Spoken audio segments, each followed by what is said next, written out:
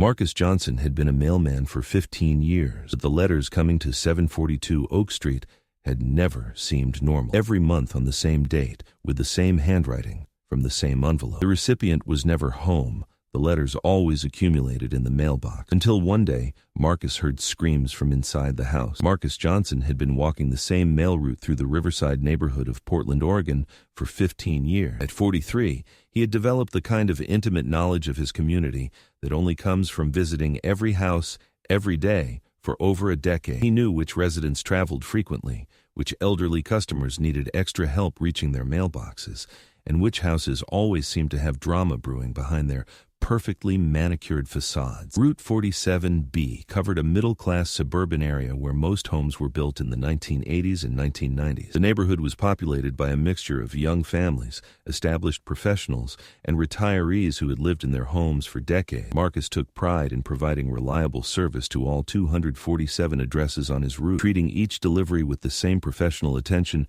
regardless of whether he was carrying bills, birthday cards, or business correspondence. But among all the addresses Marcus served, 742 Oak Street had always stood out for reasons he couldn't quite articulate. The house itself was unremarkable, a two-story colonial with beige siding, a small front porch, and a meticulously maintained lawn that suggested the residents took pride in their property's appearance. What made the address unusual wasn't the house or its occupants, but rather the peculiar pattern of mail delivery that Marcus had been observing for his entire tenure on the route. Every month, without fail, 742 Oak Street received a specific type of letter that immediately caught Marcus's attention. The envelope was always the same, standard white business size with no return address, postmarked from different locations around the country. The addressee line was written in distinctive handwriting that Marcus had learned to recognize from a distance. Mrs. Catherine Walsh, in careful cursive script that suggested the sender had taken time to ensure legibility. What made these monthly letters unusual wasn't just their regularity, but also the circumstances surrounding their delivery. Marcus had never once encountered Mrs. Walsh outside her home during his deliveries. Despite visiting the address 6 days per week for 15 years, the letters would accumulate in the mailbox for days or sometimes weeks before being collected. And Marcus had begun to wonder if Mrs. Walsh actually lived at the address, or if she was perhaps an elderly or disabled resident who rarely left the house. The contents of these monthly letters remained a mystery, but their consistent arrival and the secretive nature of their retrieval had sparked Marcus's curiosity. Over the years, he had developed theories about what the correspondence might contain. Perhaps Mrs. Walsh was receiving monthly updates from a family member who lived far away. Or maybe the letters were related to some kind of business or legal matter that required regular communication. However, Marcus's theoretical explanations became harder to maintain as he began to notice other unusual details about the 742 Oak Street deliveries. The letters always arrived during the first week of each month, typically on the same date, as if they were being sent according to a predetermined schedule. The handwriting on the envelopes remained consistent over the years, suggesting they were written by the same person, but the postmarks came from various cities across multiple states. More troubling than the letter's mysterious origin was Marcus's growing awareness that Mrs. Walsh seemed to be afraid of receiving them. On the few occasions when Marcus had glimpsed movement inside the house during his deliveries, he had noticed curtains being hastily closed and lights being turned off, as if someone inside was trying to avoid being seen. The letters would often remain uncollected for extended periods, sometimes requiring Marcus to hold additional mail delivery because the mailbox became too full. In his 8th year on the route, Marcus had begun keeping informal notes about the 742 Oak Street deliveries, partly out of professional curiosity and partly because he was beginning to suspect that something wasn't quite right about the situation. His notes recorded the dates when the mysterious letters arrived, how long they remained in the mailbox before being collected, and any unusual observations he made about activity at the house. The pattern that emerged from Marcus's meticulous documentation over the following months was both remarkably consistent and increasingly disturbing. The mysterious letters arrived with mechanical precision, usually between the 3rd and 7th of each month, and were typically collected within 48 to 72 hours of delivery. However, what made Marcus's careful observations particularly troubling was his growing recognition that the collection times seemed to correlate directly with periods when he could observe unmistakable signs of distress, conflict, and what appeared to be escalating violence emanating from inside the house. These signs included muffled sounds that could only be interpreted as someone crying or sobbing, Occasionally, harsh voices raised in what were clearly heated arguments or confrontations, and lights being turned on and off at highly unusual hours throughout the night in patterns that suggested either severe insomnia or someone being deliberately kept awake as a form of psychological torture. The nocturnal disturbances were particularly concerning to Marcus, who had developed an intimate knowledge of the normal nighttime rhythms of every house on his route over his years of early morning deliveries. What made Marcus's observations even more alarming was the gradual but unmistakable physical deterioration he began to notice in Mrs. Walsh during the increasingly rare glimpses he managed to catch of her over the years. In his early years on the route, during the late 1990s and early 2000s, he had occasionally seen a woman who appeared to be in her early 50s, tending to the modest front garden with evident care and attention, collecting mail during normal daylight hours with no apparent anxiety or concern, and even engaging in brief but pleasant conversations with neighbors who happened to be working in their own yards or walking dogs at the same time. During those earlier encounters, Mrs. Walsh had appeared healthy, well-groomed, and appropriately dressed for a woman of her age and apparent social circumstances. She moved with normal energy and purpose, seemed comfortable and confident in her own home and neighborhood, and displayed none of the nervous, fearful behaviors that would later become so characteristic of her rare public appearances. She had seemed like any other suburban homeowner, going about the routine activities of maintaining her property and participating casually in the informal social interactions that characterize stable residential neighborhoods. However, as the years progressed and the mysterious monthly letters continued their relentless arrival with unwavering regularity, Marcus began to witness dramatic and alarming changes in Mrs. Walsh's physical appearance, demeanor, and general comportment that suggested she was experiencing severe and ongoing trauma. When he did manage to catch sight of her, usually through a door that was opened briefly and then immediately closed again, or through a window that was uncovered for just a moment before being hastily obscured by drawn curtains, she appeared increasingly frail, nervous, and unkempt in ways that suggested serious problems with both her physical health and psychological well-being. Her clothing, which had once been neat, clean, and appropriate for a woman of her age, began to appear loose and ill-fitting, hanging on a frame that seemed to be shrinking month by month as if she were losing weight due to poor nutrition or chronic stress. Her movements had become furtive and anxious, characterized by constant glances over her shoulder and an obvious hypervigilance that suggested she was perpetually monitoring her surroundings for potential threats or listening for approaching footsteps that might signal danger.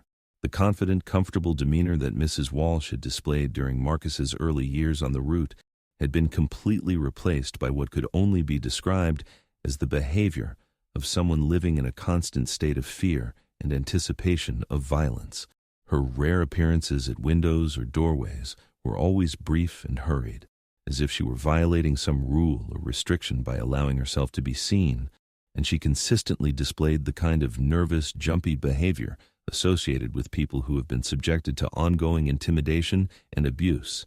Marcus's growing concern about Mrs. Walsh's obviously deteriorating condition intensified dramatically during his 9th and 10th years on the route, when he began to observe increasingly sophisticated and troubling patterns of controlling behavior that went far beyond the simple delivery and collection of the mysterious monthly correspondence. The original letters, which had maintained their consistent monthly schedule, were now being supplemented by additional pieces of mail that arrived sporadically throughout each month, always featuring the same distinctive handwriting that Marcus had learned to recognize from a considerable distance, but bearing increasingly urgent and threatening annotations, stamps, and official-looking markings on the envelope. Some of these supplementary letters bore bright red stamps or official-looking stickers that proclaimed "Final Notice," "Urgent, Immediate Response Required," or "Legal Action Pending. Respond within 24 hours. Others were marked with handwritten notes in the margins that Marcus could sometimes glimpse as he placed them in the mailbox,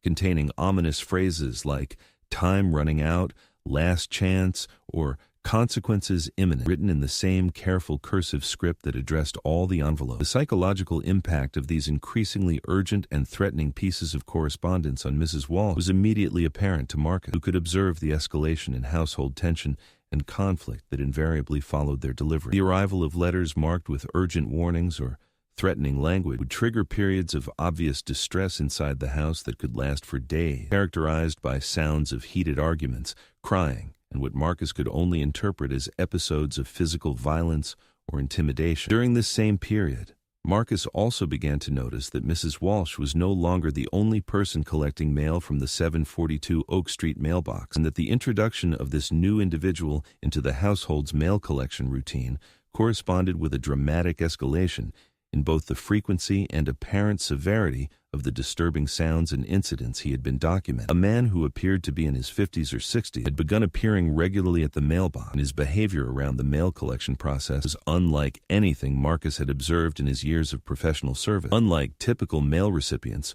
who would gather their correspondence quickly and efficiently before taking it inside to be reviewed in the privacy of their own home, this man would stand on the front porch for extended periods, carefully examining each piece of mail with obvious agitation and paying particular attention to any letters that matched the profile of the mysterious monthly correspondence that had been arriving for years. His body language during these extended mail examination sessions suggested barely controlled anger or frustration. Marcus frequently observed him shaking his head, muttering under his breath, or making aggressive gestures while reading the contents of the letters. Most disturbing of all, these outdoor mail reading sessions were almost invariably followed by immediate and intense episodes of conflict inside the house. Marcus would typically hear raised voices beginning within minutes of the man's entry into the house with the mail, and these arguments would quickly escalate into what sounded like physical altercations accompanied by sounds of furniture being moved or thrown, doors being slammed with tremendous force, and most disturbingly, what was unmistakably Mrs. Walsh's voice calling out in distress, pleading for violence to stop, or crying out in what sounded like physical pain. The man's demeanor during these mail collection episodes was consistently aggressive, controlling, and threatening, and he seemed to treat each delivery of correspondence as a source of extreme stress and potential conflict, rather than the routine communication that mail typically represents. Marcus began to suspect that this individual was not simply a household member with an unusual interest in the family's correspondence, but was instead directly connected to the mysterious letters themselves, and was using them as tools to intimidate, control, and systematically abuse Mrs. Walsh. Marcus's suspicions about the fundamentally abusive nature of whatever relationship existed between Mrs. Walsh and this controlling male figure were confirmed and intensified during his 11th and 12th years on the route by a series of increasingly disturbing and unambiguous incidents that left no doubt about the serious and escalating physical danger that Mrs. Walsh was facing on a regular basis. The first of these unmistakably violent episodes occurred on a particularly cold February morning when Marcus arrived at 742 Oak Street to deliver that month's mysterious letter, and heard what sounded like heavy furniture being thrown or knocked over inside the house, followed immediately by a woman's voice crying out in what was clearly physical pain, terror, or both. The sounds of this domestic violence episode continued for several agonizing minutes, during which Marcus stood frozen on the front porch, torn between his professional obligation to complete his mail deliveries without interfering in customers' private affairs, and his growing conviction that he was witnessing evidence of serious crimes being committed against a vulnerable person who had no other source of potential help or intervention. The episode ended as abruptly as it had begun, with the sound of a door being slammed so violently that Marcus could feel the vibration through the wooden floorboards of the front porch, followed by a complete and ominous silence from inside the house that was somehow more disturbing than the preceding sounds of obvious violence and distress. When Marcus returned to the 742 Oak Street area later that same afternoon to deliver packages and additional mail to other addresses on his route, he noticed that all the curtains and blinds in the house had been drawn tightly closed, completely eliminating any possibility of observing activity inside the residence, and that there were no signs whatsoever of normal household activity, such as lights being turned on as evening approached, sounds from television or radio, or any of the other small indicators that would suggest people were going about their normal daily routines inside a functioning household. Similar incidents of apparent domestic violence occurred with increasing frequency over the following months, and Marcus began to document each episode in his informal notes with the same careful attention to detail and systematic approach that he applied to recording the arrival dates, collection patterns, and other characteristics of the mysterious monthly letters. His documentation included precise records of the dates, approximate times, estimated duration, and observed nature of each disturbance, creating a comprehensive record that clearly demonstrated a troubling pattern of escalating abuse that was becoming both more frequent and more severe over time. The episodes typically followed a predictable and increasingly familiar sequence that Marcus came to recognize and dread. The arrival of one of the mysterious letters, particularly those bearing urgent markings or threatening annotations, would trigger an immediate period of apparent tension and conflict inside the house that could continue for several days. During these periods of elevated household stress, Marcus would observe lights being turned on and off at irregular hours throughout the night, hear muffled voices engaged in what sounded like heated arguments or one-sided verbal abuse, and occasionally catch brief glimpses of Mrs. Walsh at windows or doorways, always looking frightened, often appearing to have been crying, and sometimes displaying what appeared to be fresh bruises or other signs of physical trauma.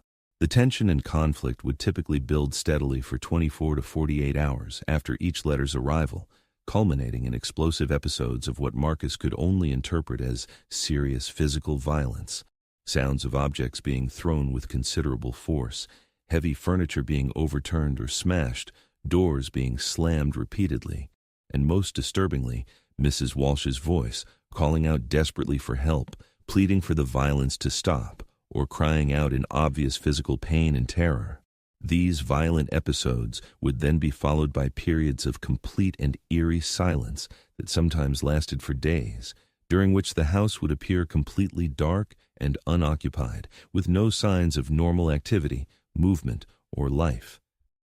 Through his careful documentation and analysis of these recurring patterns, Marcus began to understand that the controlling male figure in the household was systematically using the contents of the mysterious monthly letters as justification for subjecting Mrs. Walsh to both psychological and physical abuse.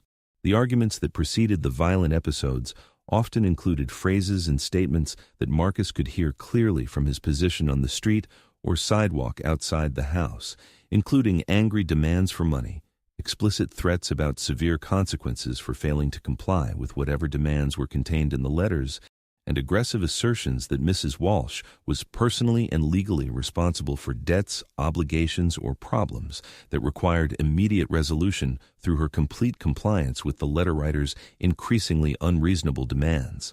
The pattern that emerged from Marcus's systematic documentation showed clearly that these abusive episodes were becoming more frequent, more severe, and more prolonged over time, suggesting that whatever system of control and exploitation was being used against Mrs. Walsh was escalating toward an increasingly dangerous conclusion. What had initially been occasional raised voices and isolated incidents of apparent physical conflict had evolved into a systematic campaign of abuse that appeared to be specifically designed to break Mrs. Walsh's will, eliminate any possibility that she might resist the demands being made of her, and ensure her complete compliance with whatever requirements were being imposed upon her through the mysterious correspondence system.